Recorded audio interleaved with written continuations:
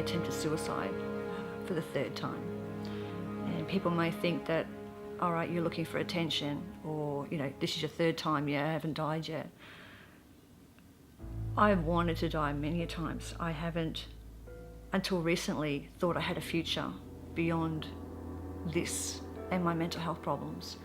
Beyond the military, I didn't see a future. My children, who are now 18, 14, 13 and 9, have had to deal with the aftermath of that and everything in between. And they've been the soldiers through all this. They've been the ones that have fought my battle for me. My sister Diana, she's one of the youngest ones, called me and told me an ambulance was coming to the house, and I had no idea what was going on.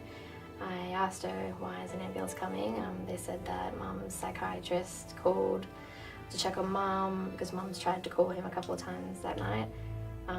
Then he called an ambulance himself. I said, you know, what's wrong with Mum? They said that she took a couple more pills because she just wanted to go to sleep. She was really tired, she couldn't go to sleep, so she just took more than she should, and the doctor just needed her to have a checkup. I told Diana to put my sister Caitlin, which is the one under me, and she's 15.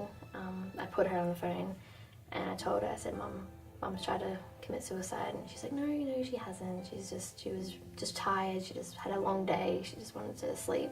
I said, yeah, well, no, she wanted to kill herself, and she was just out of sorts. She couldn't believe that that's what Mum wanted to do, so I sped all the way home.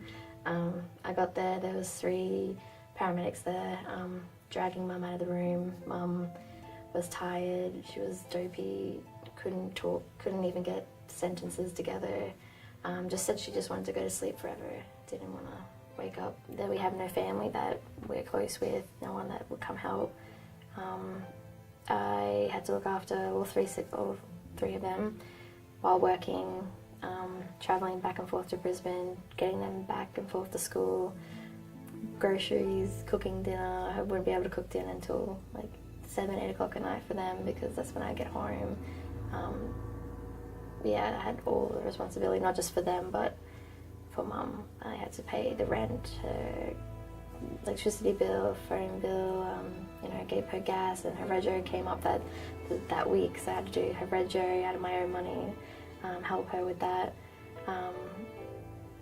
and just take care of her as well, make sure she was getting the help she needed at the hospital.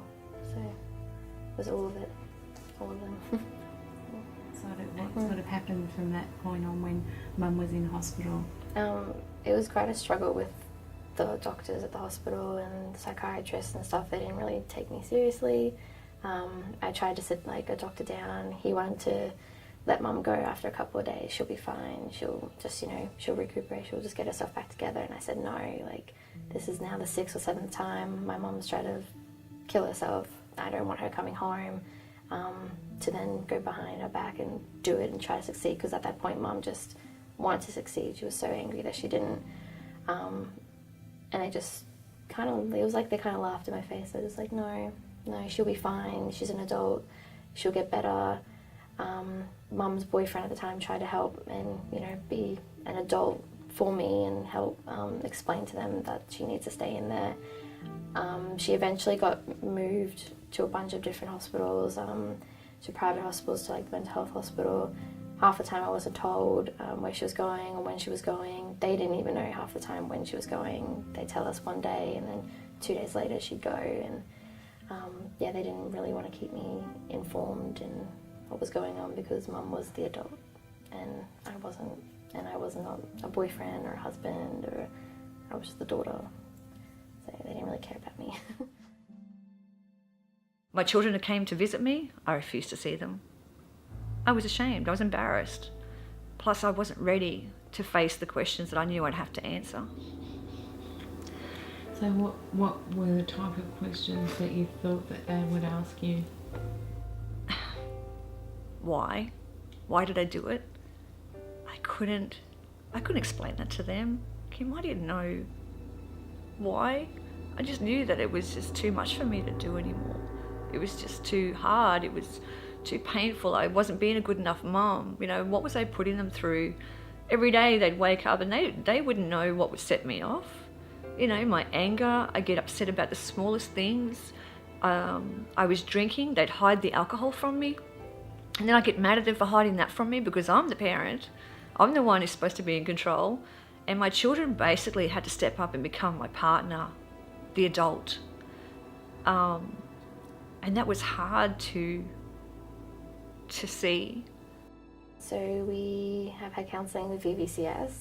I had my own individual counselling because I needed that. I still see her from time to time, but I saw her on a regular basis, like once or twice a week. I come and see her about everything that happened with Mum. I also have my own anxiety, so she helped me deal with that so I could deal with the stress of when Mum came home and all the rocky moments and emotions we'd go through when she came home. We are working our way towards family counselling. Haven't got there yet, it's still a little bit touchy, but eventually, hopefully we can do that. But the girls are still seeing VVCS. I've gotten kind of better, if you'd say so, that I just don't need to see her as much anymore. I see her maybe a month or two to catch up and let her know what's happening, but yeah, they were really good. They helped quite a lot to understand how to deal with Mum when she came back and stuff. So. When we'd come home though, it was very silent. It was just so eerie that the silence was noticeable. It wasn't before, but it was now.